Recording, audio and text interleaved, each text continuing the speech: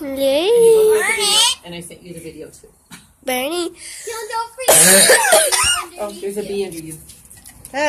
Where? We all run from bees. Yeah. Yeah, everyone does.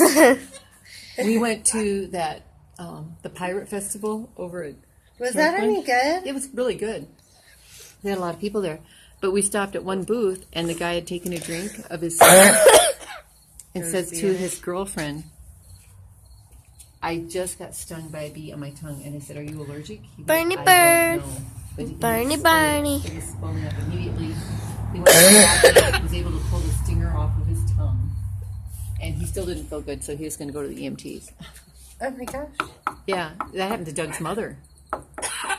She was drinking out of a can like that, and a bee. She set it down, walked away. A bee went right in, and she got stung So you too. don't sit your cans down. You don't do that. You don't set any kind of pop or anything down. Wow. There go your people. Hello? Hello? There go your people. Barney.